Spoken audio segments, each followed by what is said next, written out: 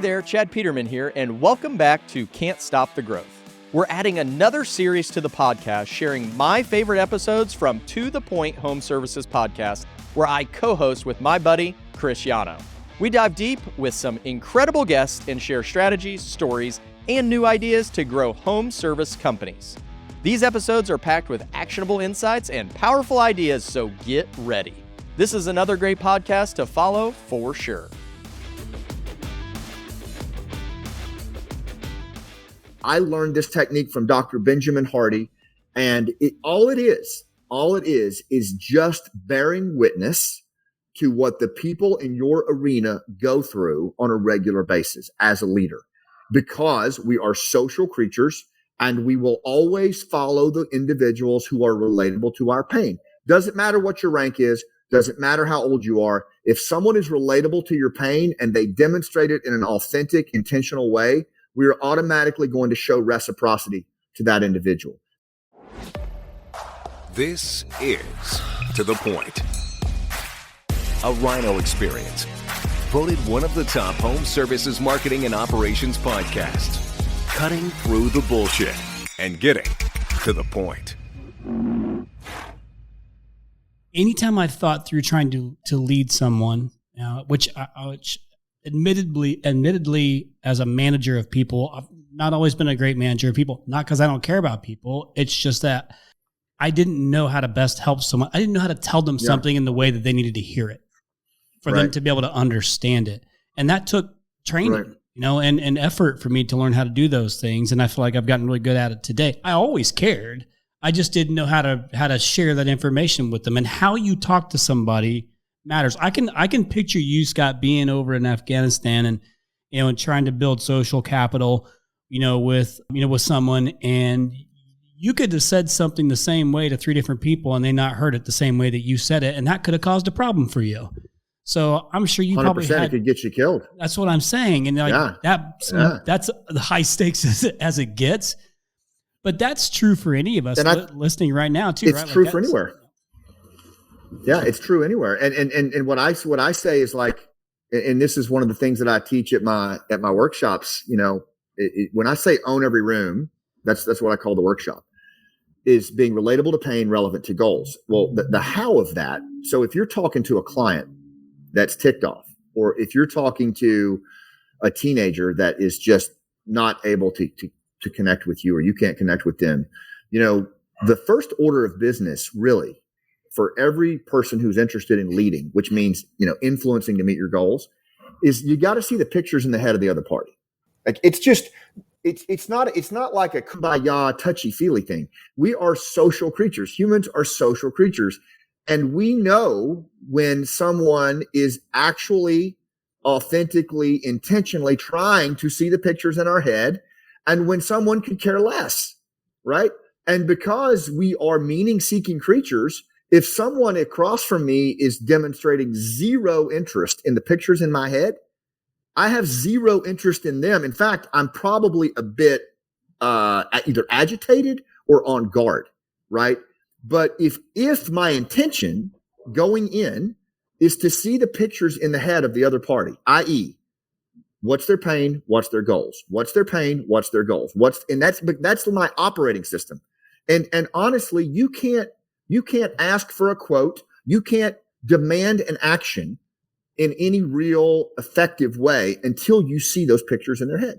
It's absolutely critical. And, Chris Voss, who wrote Never Split the Difference, the FBI negotiator, he goes a step further, and he says, not only do you need to see the pictures in the head of the other party, their goals and their pain, but you need to articulate back to them what they are. Because you said, Chris, like, I was young, I wasn't necessarily relevant to somebody's goals. If you can just articulate back to somebody what their goals are, half the time they'll fall on the floor because no one ever cares, right? But if you can articulate back to them what their goals are and what their pain is associated with those goals, you'll know you got it when they say, that's right. When you hear them say that's right, it's like the click on a safe. Like you have just got the other party ready to listen to what you have to say. And, that to me is worth its weight in gold in terms of how I approach, whether it's my kid or whether it's a client, because that's a different game. I'm playing a different game now. And once I get them ready to listen to what I have to say, then we can really start to meet each other's goals. And so it takes a little bit of practice, but it's the same. It's the same for a dusty village in Afghanistan as it is, an irate client or just somebody that's a prospect.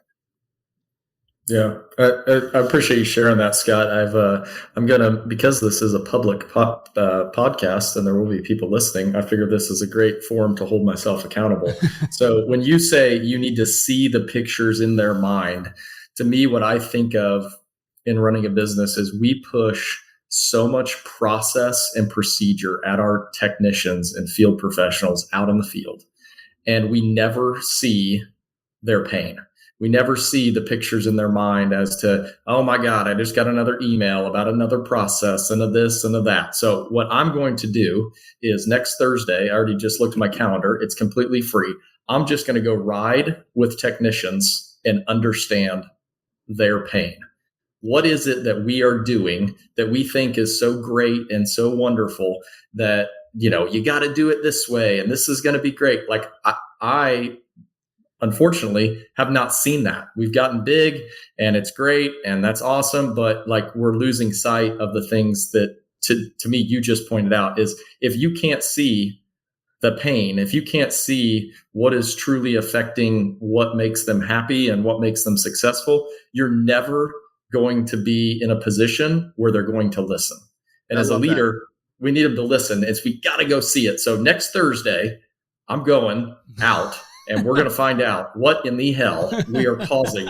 Why are we causing so much pain? And we're going to fix it because it can't be that difficult. But we never saw the pictures. I love that, Chad. And I'm not just saying this. I would appreciate it if you get a chance, man, shoot me a text or something and let me just know how that goes, because I'm a big fan of this. And, a couple of things to just build on what you just said for anybody that's thinking about this. One, remember we talked about the churn. And this is something that I hit hard in the book, Nobody's Coming to Save You, because of this reason. The leadership environment that we are in has changed dramatically in the last 5 years. And if you look around, you know what I'm talking about. I call it the 4 Ds. There is an increased level of distraction, disengagement, disconnection, and distrust in the country. You see it everywhere. You see it in politics. You see it at the Thanksgiving table. You see it with these dopamine dispensers that we walk around with, right? Like we are living in an unprecedented time of churn where the social dynamics make it very difficult to meet your goals. So the baseline for us as leaders, as business owners, has changed. It's changed dramatically. And the first special ops imperative is know your operational environment. Always know your environment. And the environment has shifted like tectonic plates under our feet. And so we got to know that. And so how we connect, how we move our people to do the right thing when nobody's looking, it ain't what got you here. It's not going to get you there. It's just not. And I've spent 3 decades looking at human dynamics. And I'm telling you, the competitive advantage is to understand this churn differently than everybody else does. And so to your point, what that approach is a tactic that I call being an empathetic witness. And basically, I learned this technique from Dr. Benjamin Hardy. And all it is just bearing witness to what the people in your arena go through on a regular basis as a leader, because we are social creatures. And we will always follow the individuals who are relatable to our pain. Doesn't matter what your rank is. Doesn't matter how old you are. If someone is relatable to your pain and they demonstrate it in an authentic, intentional way, we are automatically going to show reciprocity to that individual. So when you do that staff ride or when you do that roundabout, you're good over. If you do it like over time, you will see a shift. It's just palpable. And I encourage do this with your kids. Do this with anybody that you're asking to do something. Get out there and be that empathetic witness. Bear witness to their goals and their pain without judgment, and just listen with the intention of discovery and pictures in their head. And if you just do that, it's going to open up a whole new realm of ways to lead that were not available to you before. Yeah, we're creatures of habit too. So like getting into a habit of doing that is difficult, right? To put yourself in the situation to think that, like, because your autopilot's on whatever it's on. So, I think you have to be, the keyword you used is intentional. Like you have to be intentional about looking for those things, that picture in their, in their mind. Real quick, will you say those 4 Ds over again, just real quick? I know the last one was distrust. What was the 4 Ds again? So the first one is distraction. The average attention span of a human these days is 8 seconds. I'm sorry. Right? The next, well played, sir. The next, don't encourage him, Chad. The next one is disengagement. This is the absence of purpose. We're seeing this like crazy, right? With a lot of the quiet quitting and all the other crap that's out there. Like the lack of purpose is really rampant. The third is disconnection. So and I qualify that as just the isolation that we're experiencing after 2 years of COVID, the disconnection from the natural world. We have our heads in these represented realities here instead of the natural world. And then that manifests in number 4, which is distrust. And that's the one that worries me the most. 2/3 of Americans say they don't trust their neighbor anymore. That's up from 1/3 in 1972. And most of the institutions that we rely on for civil society, democracy, the things that keep our country free, are in the single digits or teens right now in terms of institutional trust. And even the military has dropped to almost 50% from 75% just 5 years ago. So trust is a real problem. And so as leaders, that's a baseline, right? So now in your industry, it may be higher in some areas, lower in some areas, higher in some demographics, whatever. But as a baseline, think about how that shows up, what that means to you as a travel ball coach, as a parent, as a member of your school board. Like, we have to play a different game now. That's why I'm so big on the art and science of human connection, because if you're a pedestrian or a mouth breather on this one, you're going to get left in the dust. You're just going to be part of a churn rather than somebody who's influencing within it. Scott, I got a question for you. You brought up something interesting there. So, and I think you talked about this in Cabo, but obviously you did 17 tours. And I'm going to guess that not all of the time you agreed with what the government was doing and their stance on things and the way that they were going about things. So I wanted to frame this from you being a field professional, the government being management, leadership at a company, different stuff like that. From your perspective, why did you keep going back? What kept you there? And I'm asking this question for our field professionals who are out there grinding, going through the trenches, crawling through crawl spaces, doing all of this stuff, only to have leadership give them more process, more procedure, more things to do, all of this. Why was it that you kept on fighting and doing your thing, even when you didn't always agree with what leadership was saying? Chad, that was a really great question, dude. Nice job. Hey, I'm going to come out strong. Really good, all right. Question. Sorry for the interruption. To the point, listeners, have you heard of Rilla? Are you using Rilla yet? If not, are you for Rilla? See what I did there? Rilla is the leading speech analytics software for the trades.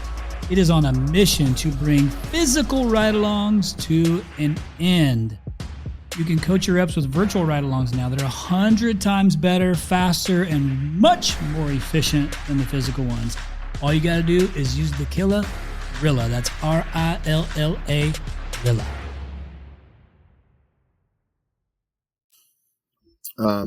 So I appreciate that question. Of the 17, times I said goodbye, quite a few of those were trips abroad, and they were in the capacity as an advisor, what we call a combat advisor. So a combat advisor's job is to be out there on the front, on the edges, and you are working with indigenous people on one hand. Think of those as your clients, right? The villagers. And then you are also implementing the policies and orders of the senior leaders and officers and generals and admirals and politicians above you. So you're like this fulcrum between these two worlds. And I equate that very closely to what you're talking about here. These field professionals who are out there, who are a fulcrum, right? They are They are in between the clientele, and then of course the policyholders or the leaders that they are implementing on behalf of. And what we have to understand on this one, and this is critical, by definition, that's going to be a dichotomy. By definition, there's going to be conflict and tension in that relationship. You're never going to get away from it. There's always going to be a natural tension between the people you serve at the client level and the people who you work for, or that are above you. And sometimes it's more pronounced than others. But my personal belief is that for the field professionals, regardless of industry, that are out there doing that, one is that they tend to have an affinity for the work and the mission and what it is that they're putting into the world, and they see the impact and the benefits of it. But there's also just a genuine respect and even love for the people that they serve at the local level. And I can tell you, like in Afghanistan, when we pulled out of that country, the special forces community were actually pulled out prior to that.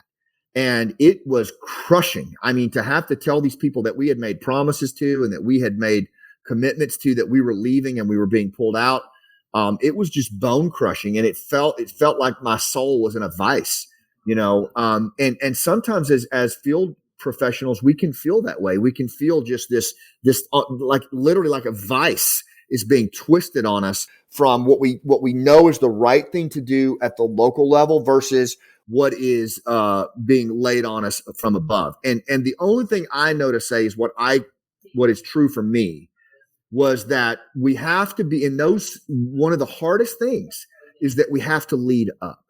We have to be willing to stand on principle, and we have to be willing to stand on foundations that allow us to articulate ground truth to the people above us. And if the decisions that are being made are not in the best interest of the client, or they're not in the best interest of what's actually happening on the ground, I am honor bound to articulate that up the chain and to be pretty vocal about it, right? And then you have to decide to what degree you're going to go with that.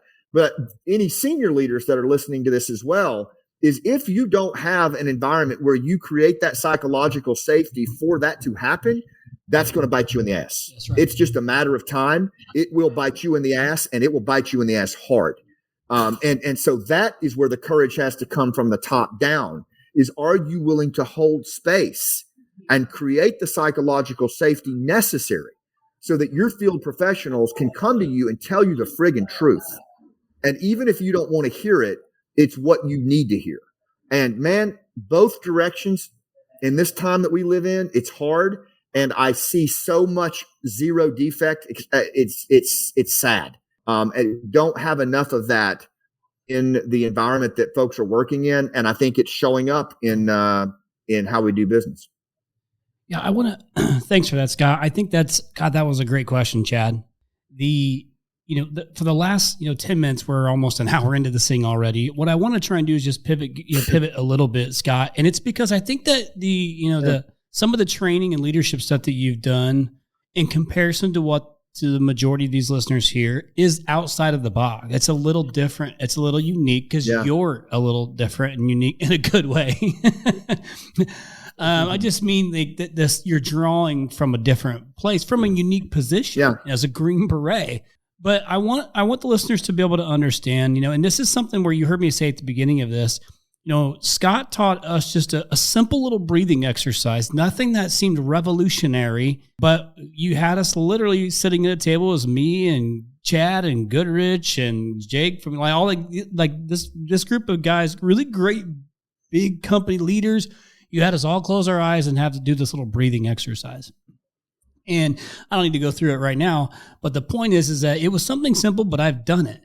I've done it now multiple times, and as simple as it was, and I didn't think a whole lot of it at the time, I've totally used it about a dozen times already. And it works because what it does is it's not even so much about the breathing for me. It's just about getting my mind right.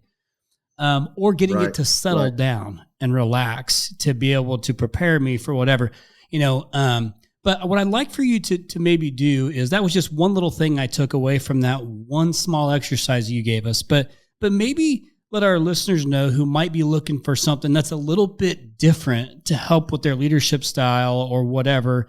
Maybe let them know on a little bit of some of the options that you do or that you have done with others, because you've had some really successful big, company leaders that you've had, that you've been able to work with. So maybe share some of those things so they have an idea on how, hey, if I was to connect with Scott, like, what is it that you think he could do for me? Will you do that, please? Yeah. Yeah, no, thanks. I appreciate that. And that technique is called pre-engagement preparation. And it's all about how do you prepare yourself to show up in a high stakes moment and make those connections that you need to make and build rapport and move people to action, whether it's a client, a teammate, whether it's a policy implementation that's really difficult. How do you do that when you're feeling stress, when you're and so a lot of that is getting the body in what they call a parasympathetic state because most of us are operating in this time of churn. We're in a sympathetic state of fight, flight, or freeze, some version of it all the time. We don't even realize how stressed we are. 3 diaphragmatic breaths and a couple of other, and I'll send you that little video and feel free to share it. But those are the kinds of things that I learned in the most dangerous places on earth where trust was low. But what I've learned is what works in life and death works even better in life and business, right? If you know how to make purposeful human connections in what you do, you're going to be a better negotiator. You're going to be a better listener. You're going to get people to take action in ways that are wildly more effective than because I said so, damn it. And so that's really what I teach the art and science of human connection, right? Of leading in that way. And it works both inside and outside your business. A couple of things that I would ask people to think about. One is I do a podcast as well called the Rooftop Podcast. And we talk about this kind of stuff all the time and we go really deep on it. The second thing I would say, I've got a book coming out in October. It's on pre-order now, called Nobody is Coming to Save You, a Green Beret's Guide to Getting Big Stuff Done. It's actually not stuff, it's shit, but I think it's a very useful, handy, tactical guide to do the kind of things that we've talked about here. It's very, it's very sleeves up, getting it done kind of stuff of when it's hard to lead and everything from active listening to storytelling to negotiation principles, ways to lead yourself when you're really going through it. And I learned, these are all the lessons I learned both abroad and then coming home in my dark times. And I think people will really get a lot out of that. A lot of the stuff that we've talked about here. And then, of course, I do a live event twice a year called Own Every Room. And it's really cool. We do it out at a dude ranch. Josh came to it recently, Josh Kelly. We do it out at a dude ranch in Old Florida. And we do old school human connection skills, the same stuff I teach Green Berets at Fort Bragg and FBI. I teach at this event on how to make human connections, how to tell your story of your company in a way that people can't look away from you. We do it around a fire pit, how to use active listening techniques in a high emotion situation with a client or an employee, and see the pictures in the head of the other party. And it's just 2 days of intense work, man.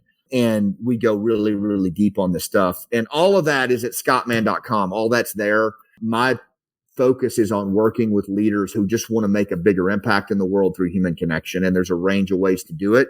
And, y'all's industry, I think, is probably one of the most important industries in the country right now because it's what's going to get us back to better days. And I think it's at the street level. It's at the tactical level where rubber meets the road. So the more folks I can work from that industry, the more I can pour myself into them and help you guys get where you want to get in terms of impact and influence. So yeah, that's the big stuff I've got going. I really believe in it too. I mean, that's the whole reason I had you on here is obviously it left an impact on me. I've heard so many different speakers and things over the years, which is why, like, it was no disrespect. I hadn't heard of you, and I'm glad I do now. I'm glad we've gotten to know each other.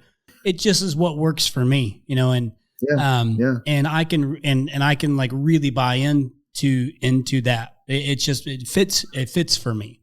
Appreciate that. And I will say one thing, when Chad and I left and we were talking about you in particular, Chad's an implementer. Like, he'll take something and he'll like implement before he'll stop paying attention to me and then text somebody to implement the thing that we just heard. And then he'll come back to, he did that with telling the story. Like, he was kind of telling you a little bit about it, but that kind of rang true to him right away. And And by the way, like, I think it's because we a lot of times think that maybe our story isn't good enough one to tell. And,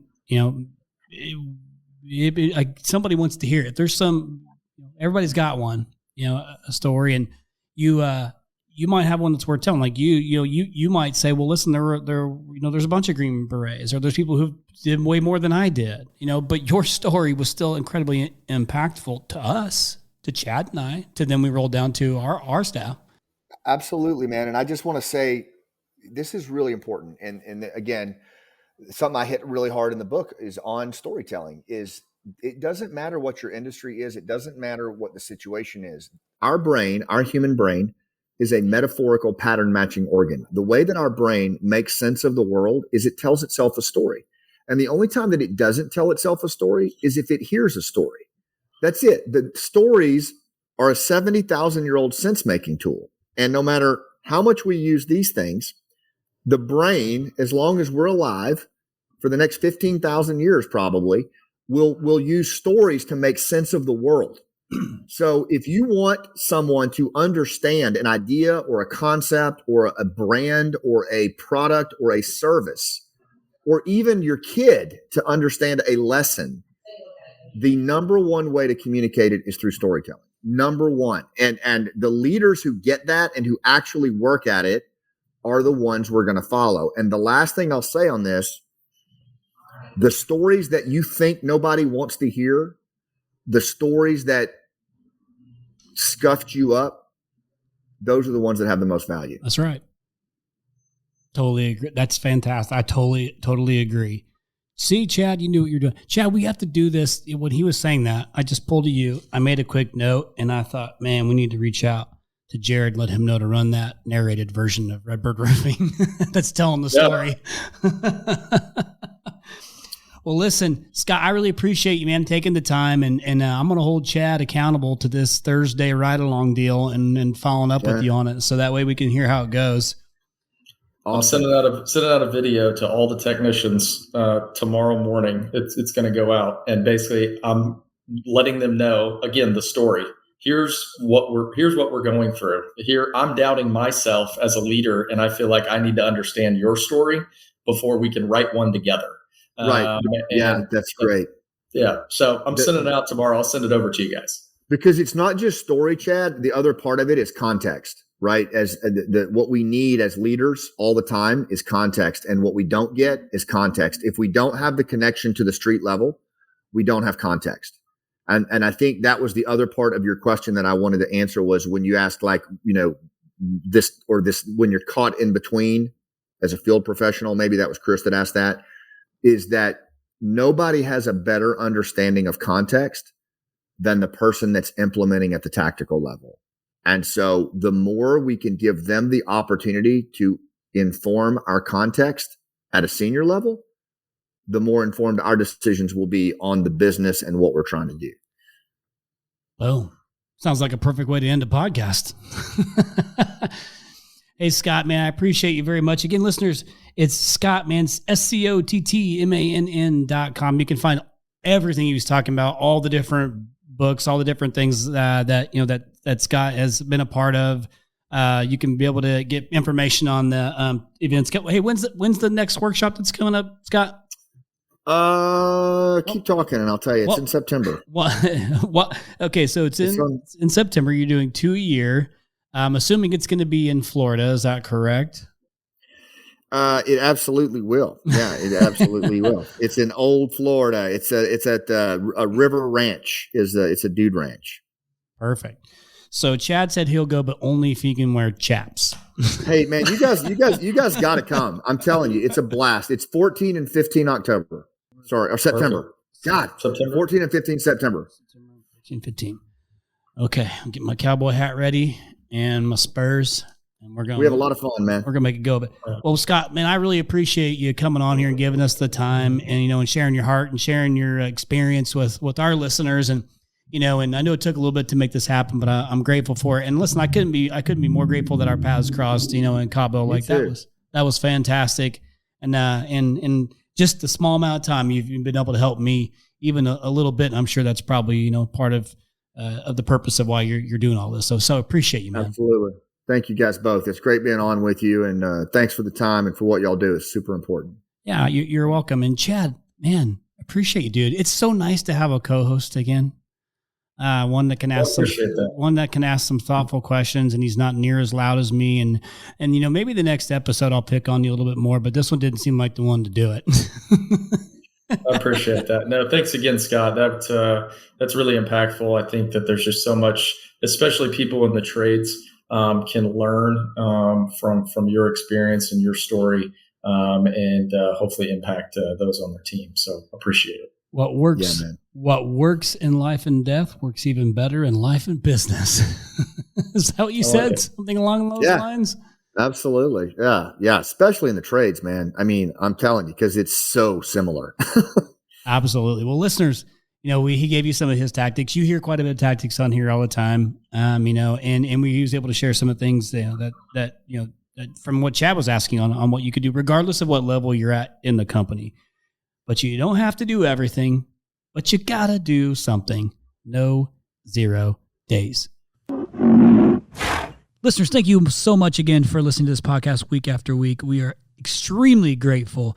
Again, the whole purpose of this podcast is to give back to the home services industry that we love so much, whether you're a Rhino or not. We really, really appreciate all the subscribers. And if you haven't subscribed yet, please go in and subscribe, and you'll get all the episodes sent to you automatically weekly. Also, we have really enjoyed your feedback.